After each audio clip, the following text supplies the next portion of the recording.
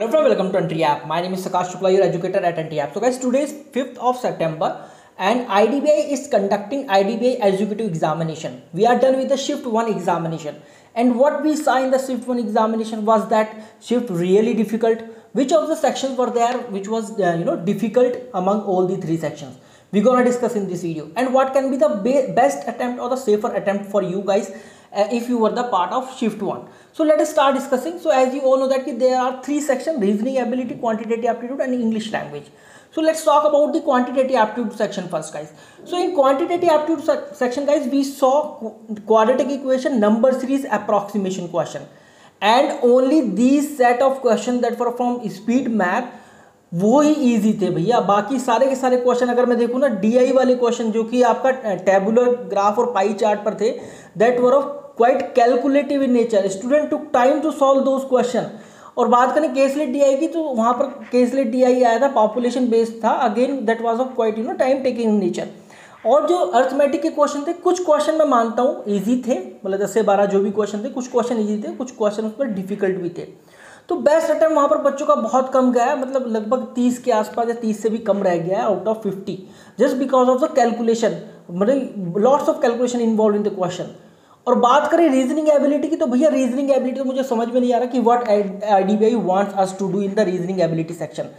मतलब पजल को लेकर इतने एक्सपेरिमेंट हो रहे हैं कि if you are James Bond in the puzzle ना, then you are good to go in the reasoning section. पता नहीं क्या जेम्स बॉन्ड ही चाहिए आईडीबीआई को, क्या बात है क्या नहीं. एग्जीक्यूटिव लेवल का पेपर है और उसमें जो है कुछ पजल ऐसी दी हैं, एक या दो पजल जो कि क्लर्क मेंस से टच करती हुई हैं. कलर बेस आपका पजल वहाँ पर आ गया. उसके अलावा month and date based puzzle था, बहुत ज़्यादा टाइम टेकिंग था. मतलब अगर मैं रीजनिंग की बात करूँ तो स्लॉग्स, इनइक्वालिटी, डायरेक्शन सेंस टेस्ट, यही जो मिसलेनियस वाले क्वेश्चन थे ना, वही ठीक ठाक थे. बाकी सब के सब जो भी पजल के क्वेश्चन थे उनमें बच्चों ने बहुत टाइम लिया. Student to lot of time to solve the puzzle. और कुछ तो बच्चों ने ऐसे किया है कि वो पजल के साथ लड़ते रहे, लेकिन at the end puzzle solve नहीं हुआ और उन्होंने अपना टाइम वेस्ट किया, और उस वजह से वो इंग्लिश सेक्शन तक नहीं पहुंच पाए, क्वांटिटेटिव एप्टीट्यूड सेक्शन तक नहीं पहुंच पाए. And just because of that they attempted less question, number of question in examination. So IDBI का मुझे तो समझ में नहीं आ रहा कि what IDBI wants us to do in the reasoning ability section, कि पजल का लेवल जो है वो ऊपर जाता जा रहा है. और एग्जीक्यूटिव लेवल का एग्जाम है गाइज, इसमें भी मतलब पजल का लेवल इस तरीके का आ रहा है. If I compare this question paper with the previous year question paper, then I will definitely say कि this question was very much harder as compared to the previous year. उसके बाद में बात करूँ इंग्लिश लैंग्वेज सेक्शन का, तो भैया English language की तो बात है 50-50 होता है. वैसे भी आरआरबी पीओ और आरबी क्लर्क का सीजन चला तो हम बहुत ज़्यादा टच में नहीं रहे इंग्लिश लैंग्वेज सेक्शन के. और यहाँ पर हमने इंग्लिश लैंग्वेज सेक्शन अगेन ऐसा देखा बहुत ट्रिकी आ रहा है. मतलब असिस्टेंट मैनेजर का जो पेपर था वही चीज़ें यहाँ पर देखने के लिए मिलती है. जैसे बच्चे वहाँ शिकायत कर रहे थे असिस्टेंट मैनेजर में, वही शिकायत में एग्जीक्यूटिव में कर रहे हैं कि सर पिछले साल से बहुत हार्ड आ रहा है.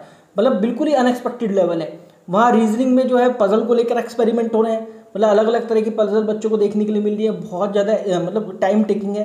क्वांटिटेटिव एप्टीट्यूड में कैलकुलेशन इन्वॉल्व है.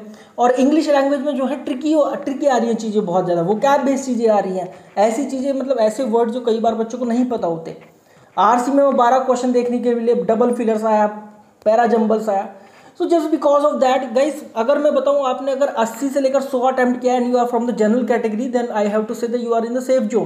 क्योंकि बहुत सारा स्टूडेंट का जो कैटेगरी है, मतलब lots of student categories lie in between the 80 to 100 number of question with 95% accuracy. मतलब बच्चे श्योर भी नहीं है एक्यूरेसी में, just because of the English section. Quant और रीजनिंग में चलो कह लो कि भाई हमारा जो है एक्यूरेसी लेवल बहुत अच्छा है, लेकिन इंग्लिश में बच्चे 50% श्योर होते हैं, just because of that 90 to 95% accuracy with 80 to 100 attempt.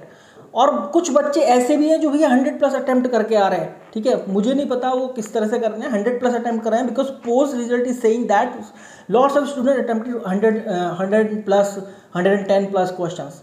लेकिन मैं यही कहूँगा कि जैसे कि मैंने अभी कमेंट सेक्शन देखा तो 300 से ज़्यादा कमेंट हो गए हैं.